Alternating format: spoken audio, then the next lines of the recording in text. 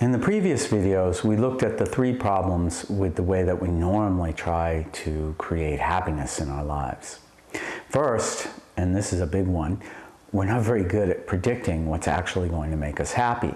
The second problem is that even when we find happiness in a set by arranging circumstances favorably or getting all the right stuff, just by the act of doing that, by finding happiness in circumstances, we've already planted the seeds for our future discontentment. And the third and final reason is that even when everything manages to just go well, we have so much trouble just simply being present to enjoy it. So if you haven't seen any of the previous three videos, you might want to take a look. Okay, so what do we do? Where do we go?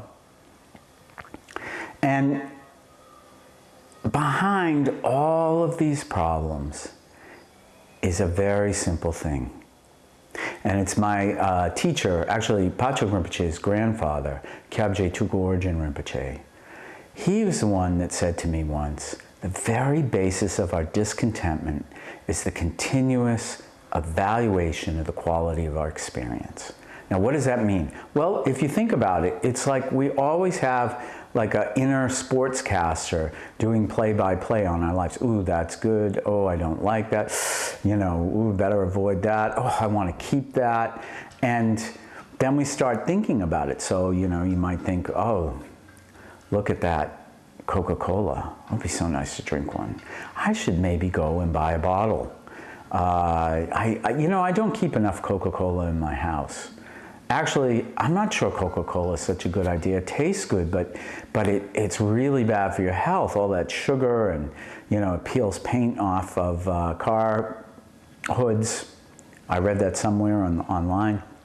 Anyway, you see, very quickly we see a glass of Coca-Cola, and then we have all these thoughts and all these different ideas. And all of this takes us farther and farther away from just being fully present with things as they are.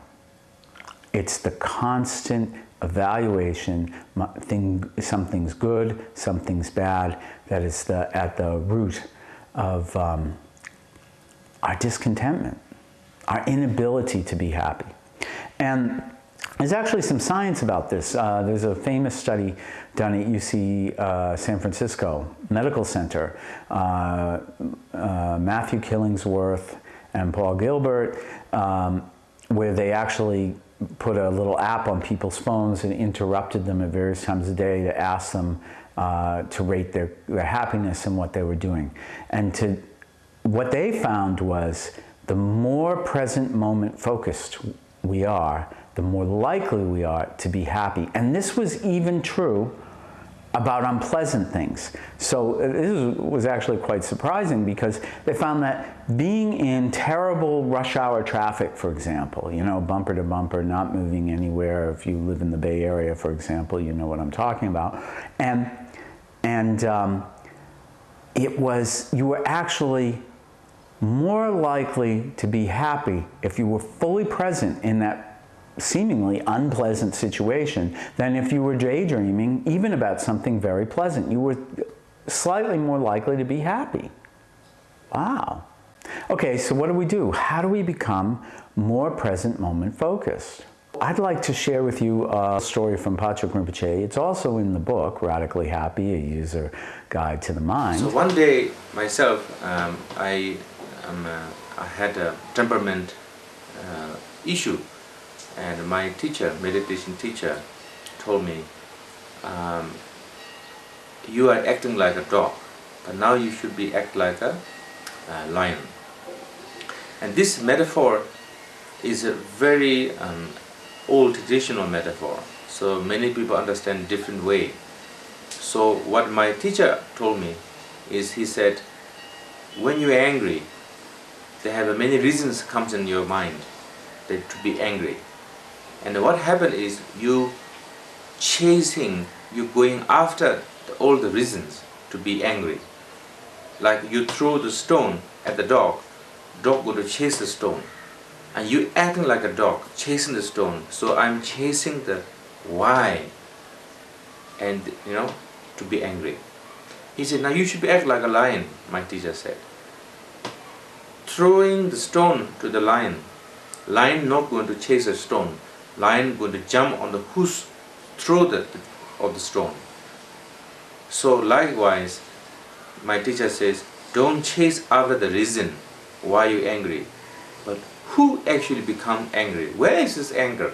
Look inwardly and let go. You let go the attachment towards the reason, and let go the attachment towards the who's actually become angry. Then the anger does not have base, and anger itself, how you say, disappear or subtly dissolves. So this is the metaphor of not to become a dog and becoming a lion.